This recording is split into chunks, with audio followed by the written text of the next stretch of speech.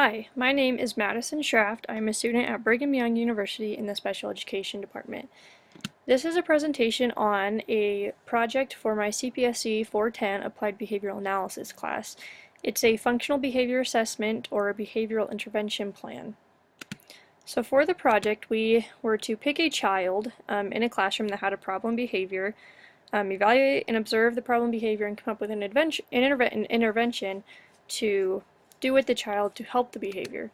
So the child that we had, her name was Andrea. She was in 4th grade, diagnosed with Down syndrome, and all day she was in a special education classroom full of students that had problem behaviors that caused problems in the regular classrooms. Andrea's problem behavior that we observed was loud, inappropriate verbal outbursts, such as yelling, and clapping, similar to cheering. In the interview with Andrea's teacher, she said that the problem behavior occurs while in group settings or activities, such as when all the students are receiving instruction from the teacher at one time. She also said the behavior does not occur when the student is working alone, such as during computer time. And she said when talking to the parents about the problem behavior, they said that it does not occur at home. So after doing an ABC observation data, we observed that 90% of the time the behavior did not have an antecedent, such as being told what to do or taken something away, etc. 10% of the time of the trials, Andrea was given instruction to do something, and that is when the problem behavior occurred. And 100% of the time, the behavior was not reinforced by any of the teachers or classmates or anything that we could observe and measure. So our functional behavior assessment hypothesis, what we think the function of the behavior is self-stimulation. We believe that during those group activities when the teacher may be talking to another student or Andrea may not be engaged in the activity or what they're doing very much, she does this problem behavior of yelling and cheering to receive self-stimulation for herself, so to give her that engagement that she needs.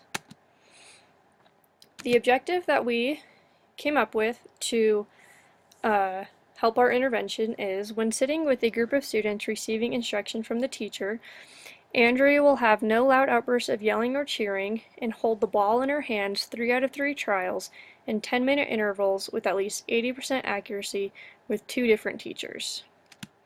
So that's the intervention. The replacement behavior that we want to use for Andrea is for her to hold a ball in her hands. So during those group activities and settings when she's not being engaged as much and not receiving that stimulation, she can have the ball in her hands to refer to receive that stimulation.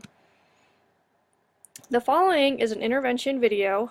It is not particularly the replacement behavior for this presentation, but it is shown here to show how an intervention might work.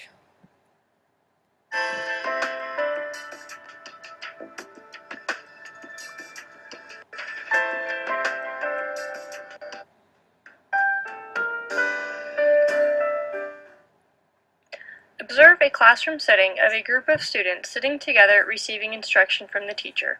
All the students are sitting in their chairs quiet and keeping their hands to themselves.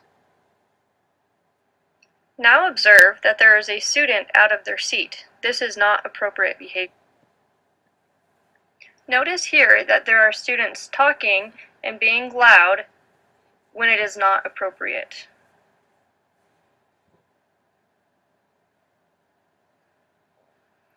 Observe in this scene that students are not keeping their hands to themselves and they are touching other students when it is not appropriate to.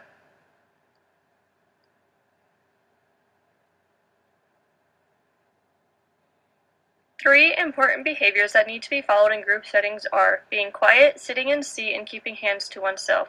Let's observe correct examples of these behaviors. This student is quiet and listening to the teacher. This student is sitting appropriately in their seat and keeping their hands to themselves. When all students are following the appropriate behaviors in group settings, teaching and learning can be more successful.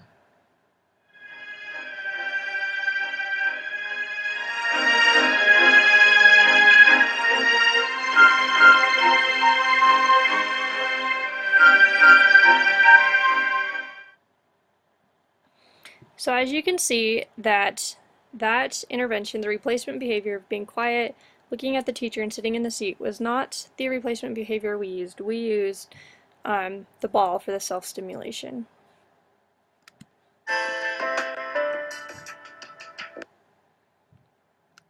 The results of our intervention here are shown. The blue line is the baseline data that we observed before the intervention, and then the green line is what we observed after the intervention for when Andrea did have the ball in her hands. And that is the end. Thank you for watching my presentation on my functional behavior assessment. The following are the credits for the pictures and the people and the programs used in this presentation.